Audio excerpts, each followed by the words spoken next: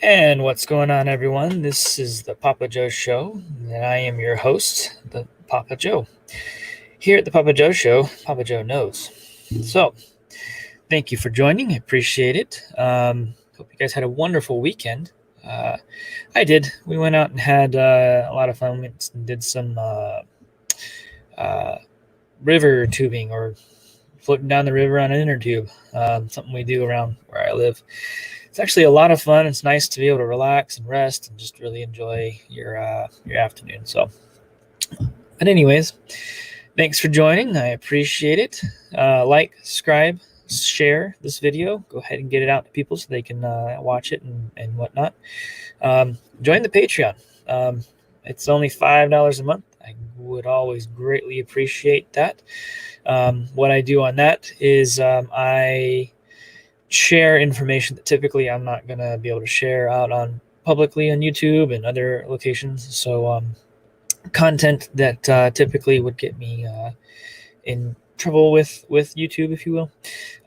So one of the things that I was going to suggest here, oh, there it is. That is, sorry about that. So join that, and in the future, what I'll end up doing as the channel grows and whatnot, I will start interviewing different people, and I'll make that exclusive content on my Patreon. So if you want to see those interviews and conversations, those will pretty much be only on the Patreon. So anyways, with that said, we'll jump into today. Let's see here. Kind of wanted to focus on what's taking place, some stuff that I noticed over the weekend that people were, let me turn that off there. We're kind of talking about when it comes to what's happening in the world of crypto with the institutional investors. So let's pop this over here. I've noticed that a lot of communications gone out just this weekend in particular, and it's been that way for a while, really, is institutional investors are seriously getting into cryptocurrency. You've got MicroStrategy, you've got Grayscale, you've got several other major corporations jumping into crypto. Maybe this wasn't the right one. Yeah, Grayscale has 654,888 Bitcoin. And MicroStrategy has somewhere in the ballpark of 108,000. So most institutional investors are actually in the green when it comes to crypto. A lot of people think that crypto is a fad. They think it's going to go nowhere. They think that it's going to be something that is just going to vanish, and or the feds are going to take over and control or whatnot. I'll kind of cover that here in a minute too. They're trying very, very hard to squash Bitcoin and cryptocurrency in general, the development of it, everything, because it's not in their paradigm, it's not in their control. And they can try all they want, but they don't understand blockchain and decentralized platforms if they say that and want to go do that. To me, when I look and I see major corporations getting into crypto in particular, this right here,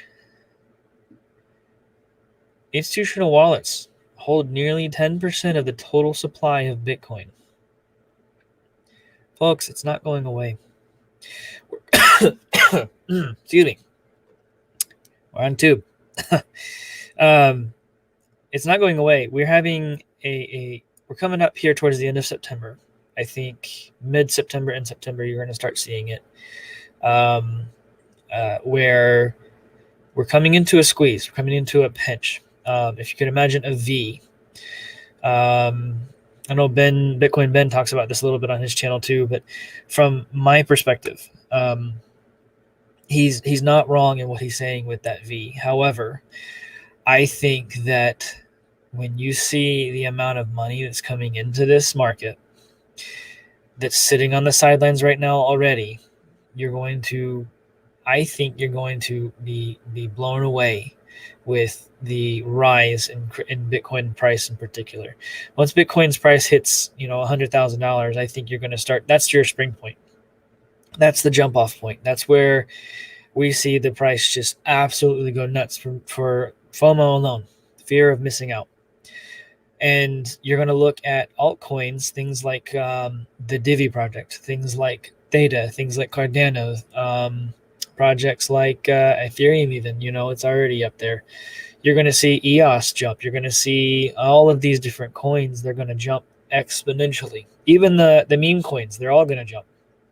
So you're going to have, although I don't really like the meme coins, most of those are going to fail because they're really just out there to, pump and dump. So please do your research on those when you look into them. I don't want any of my followers, I don't want any of you guys getting burned by any of that kind of stuff. One thing I will say, this to me signals some maturity in the market. The 10% of total supply in the hands of institutional investors, that's a big deal. Okay.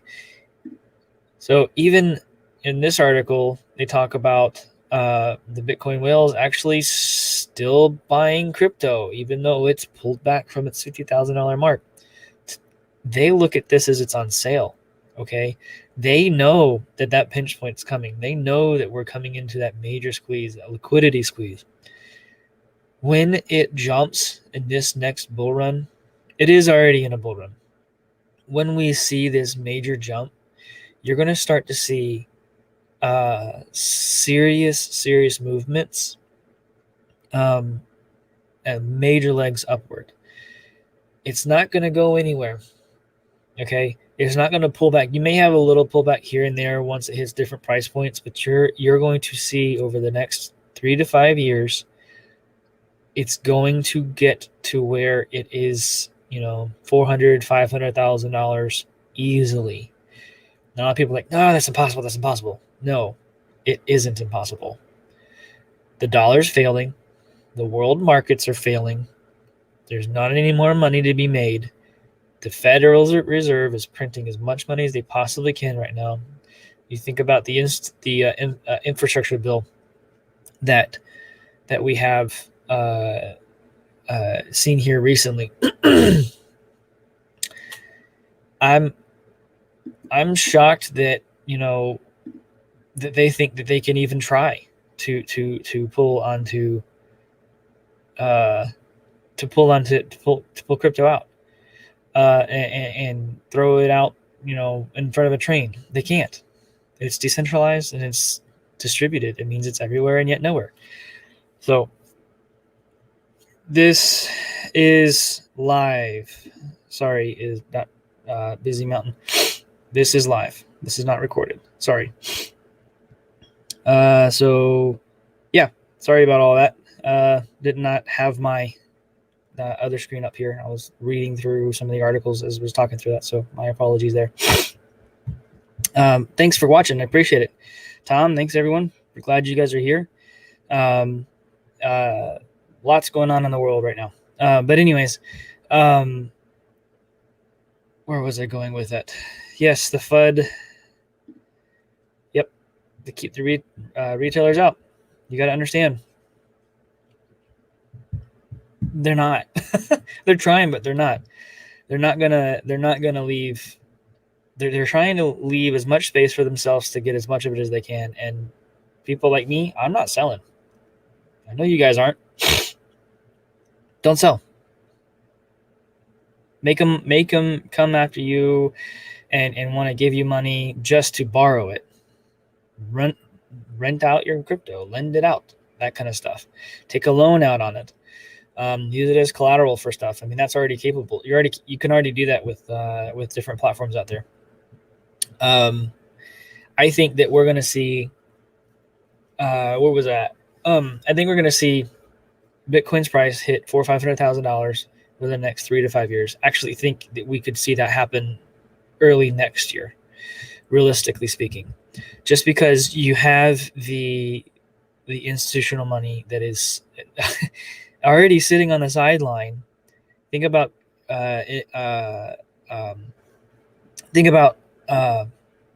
all of the businesses, the retailers, the the banks, the banks are already getting into it. Think about the retailers that are looking into this stuff right now.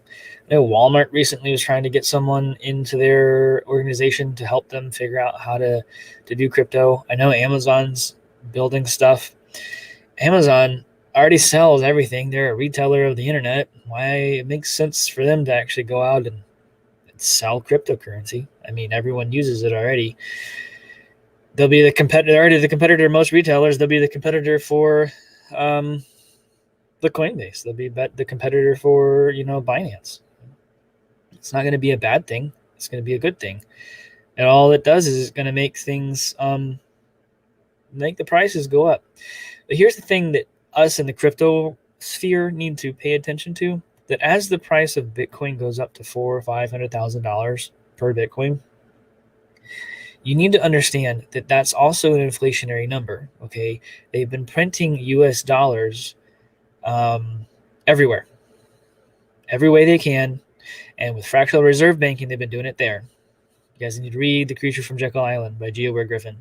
He will explain what fractional reserve banking is in a way that I haven't heard it explained before, and it makes the most sense. In banking in general, and why the Federal Reserve was created, and that it's not an actual bank, et cetera, that's the federal bank, et cetera, things like that. So anyways, we need to realize that price is an inflationary price. What you need to do in the crypto spheres, you need to figure out how many bars of gold and silver can I buy with a Bitcoin? How many cars can I buy with a Bitcoin? What's the price of a car going to be when Bitcoin's $500,000? Anyone take a guess at that? What's the price of a house when Bitcoin's at $500,000? You got to think about it being all relative from that standpoint. Yes, it's fantastic that it's hitting that price point, but what does it mean? It means that Bitcoin is a sponge in an ocean that's sucking up all of the fiat of the world, not just in the US. This is the world fiat currencies that are literally being sucked into into Bitcoin.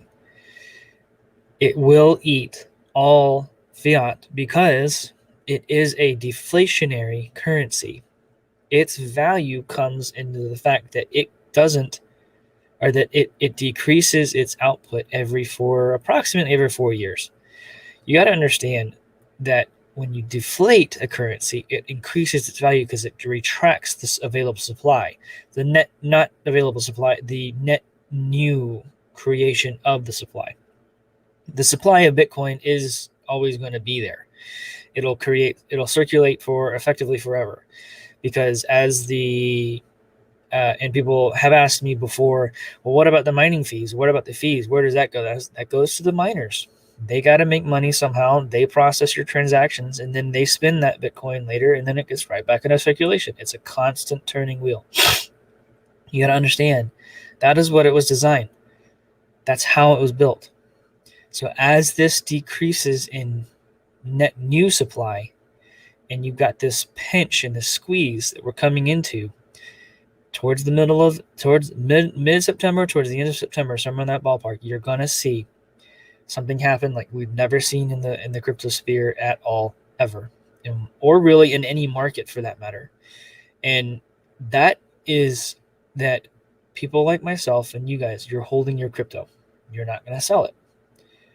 The net new supply of Bitcoin is about to be realized by institutional investors not being able to actually buy the net new crypto, because miners aren't selling their crypto anymore that they mine. They're holding on to them. They don't have to sell them. They're paying for their electricity costs out of pocket at this point, and they're holding on to that Bitcoin. And that's going to cause a major squeeze. And the price for a single Bitcoin will skyrocket. You could take what you have right now, your Bitcoin, and put it out there for $1 million, and you might actually get someone coming out and buying it at that point. You might see a buy up that spikes to that and then comes back to a regular price. I'm not saying go do that. I'm just saying that they will buy up as anything they possibly can that's available at any price. these institutional investors, they look at this and they go, wow, we can really make some money with this for our investors, because they have a fiduciary responsibility to those investors to make them money. At the end of the day,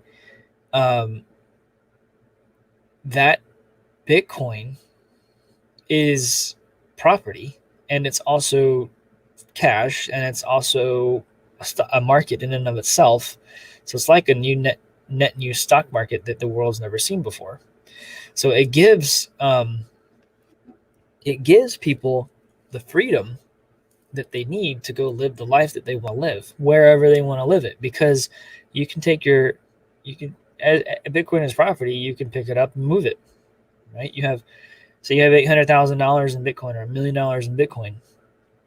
Well, if you had $1 million home, you couldn't pick that up and move it. You can pick up your crypto and move it, though. If you had that much in fiat, you wouldn't be able to move that out of the country. They wouldn't let you. Try to cross the border in any way with that kind of money, they'll get stopped and they'll confiscate it and they'll take it. Same with gold and silver. The world has never seen the ability to transfer value or to maintain that value as you transact in the world, or move in the world, or move around, or do anything in the world, like we have with cryptocurrency and Bitcoin.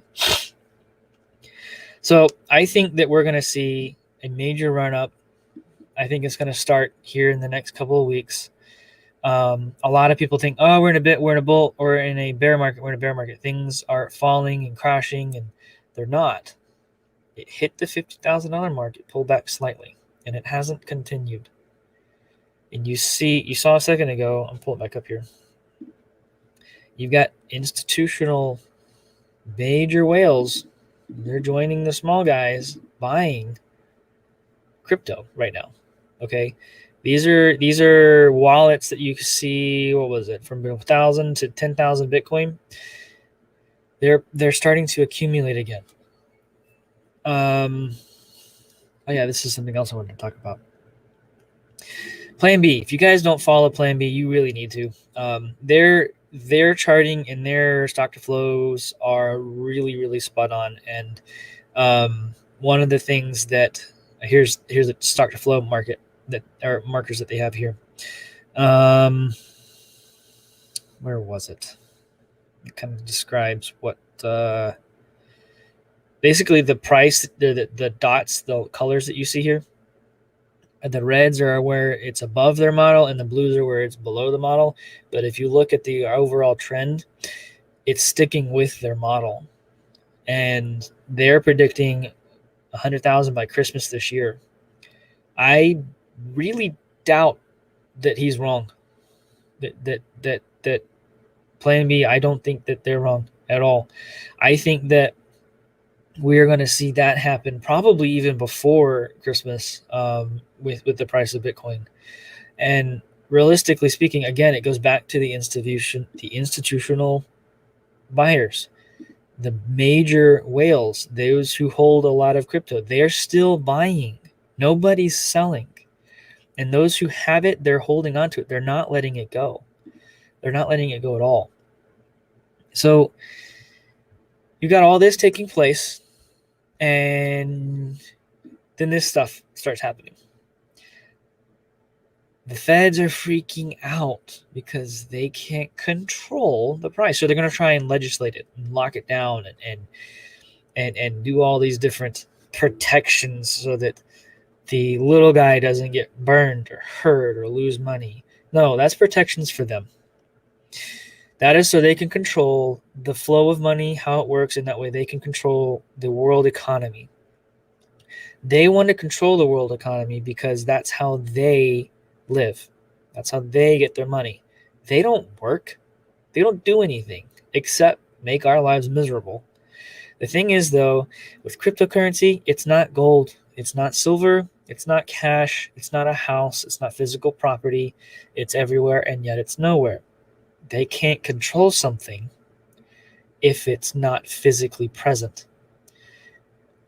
That's why Satoshi Nakamoto, being a pseudonym for, I guess, a development group or an individual, was very wise not to release his identity or location or anything like that, because the feds would have come after them and shut them down.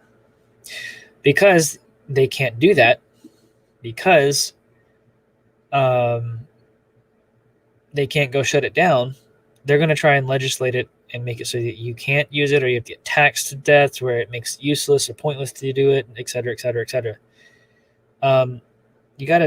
They don't know what this stuff is. I mean, when they say you have to pay taxes on X, Y, and Z, you're going to go, what is X, Y, and Z? I mean, again, this is not tax advice, not legal advice, not financial advice. I'm not telling you guys what to do. This is educational stuff. Go do your own research, please. I mean, if something exists but it doesn't exist, how do you prove that it's there? How do they prove that it's there? How do they prove that you own it? How do they prove that you have it? How do they prove that it existed in the first place? That's the conundrum they're working up against. Their backs are against the wall, and they don't know what to do except legislate and try to make your lives miserable. The thing is that there's more of us than there are of them. They get their authority from us giving them the consent to do so.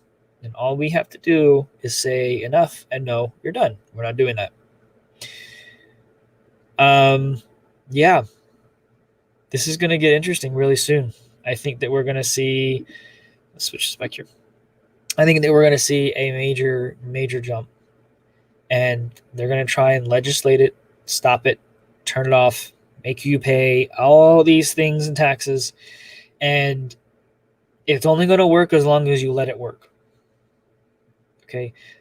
As long as you listen to them when they have no idea what they're talking about, when they have no idea what this is, as long as you listen to them, they have control over you.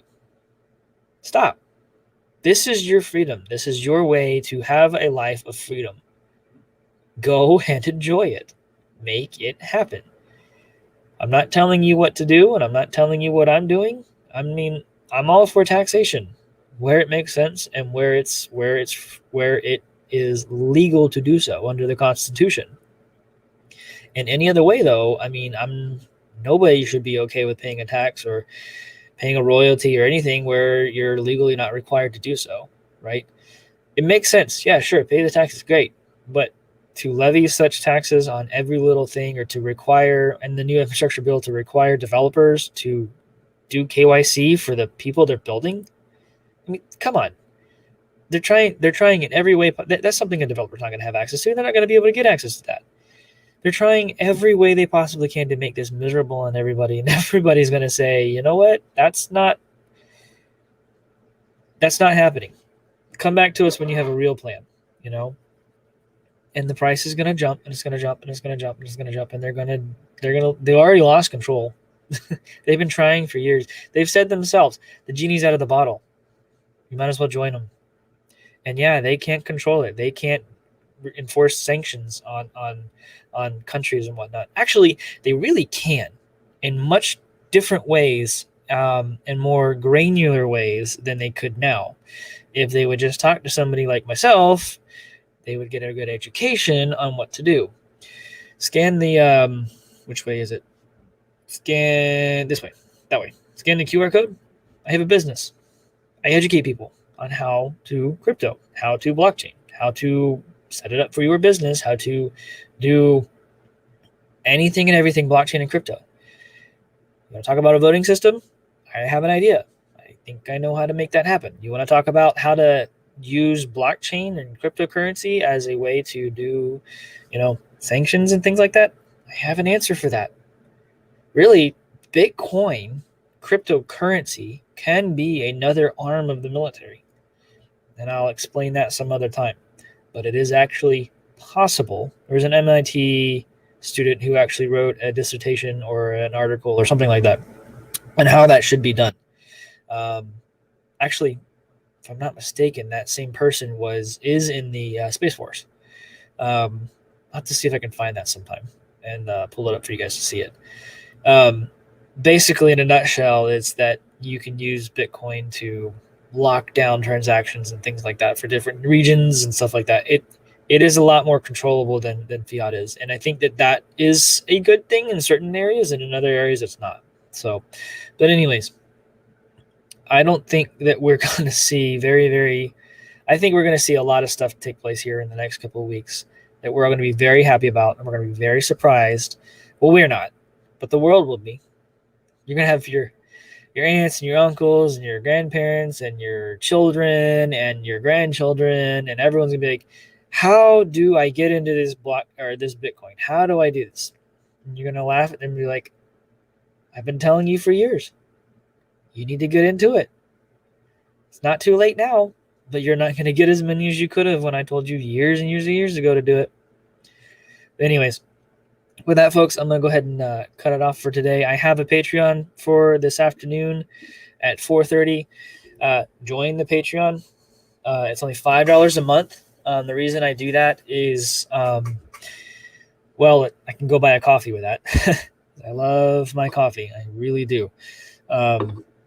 But it's more just to keep the trolls out and also give you all access to exclusive content that either I produce or in the future when I do interviews with individuals. I'm on the channel, try and grow a little more before I start doing that kind of stuff. It just makes sense to do that. So like, subscribe, please share this with your friends, family, coworkers, etc. Get the word out. And yeah, you guys have a blessed afternoon. We'll talk to you later.